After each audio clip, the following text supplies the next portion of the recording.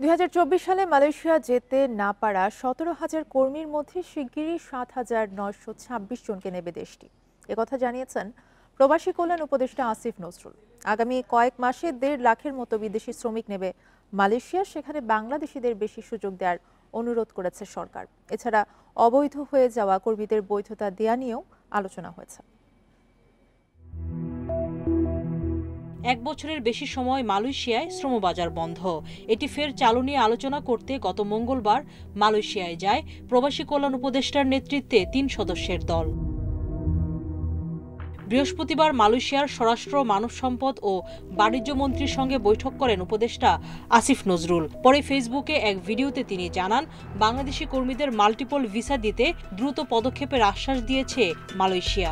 এছাড়া 2024 সালে সিন্ডিকেট বাণিজ্যের কারণে যেতে না পারা প্রায় 8,000 কর্মীকে শিগগির নেয়ার কথাও জানিয়েছেন তারা। নাম্বার ছিল 17,000-এর মতো।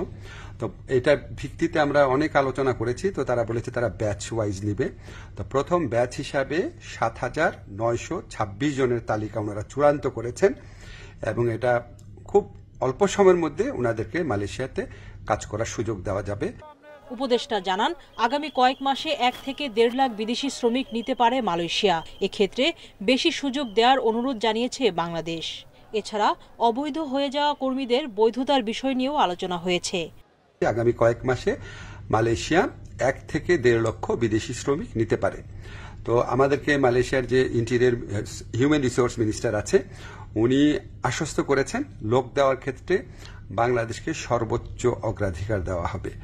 কর্মী পাঠাতে 2 দেশের সমঝোতা অনুসারে এজেন্সি বাছাইয়ের দায়িত্ব মালয়েশিয়া সরকারের। এই সমঝোতা স্মারক কিছুটা সংশোধনের প্রস্তাব দেবে বাংলাদেশ। 21 মে ঢাকায় যৌথ ওয়ার্কিং কমিটির বৈঠকে সেটি চূড়ান্ত হওয়ার আশা। সুলতানা জাহান মিতু, ইন্ডিপেন্ডেন্ট নিউজ, ঢাকা।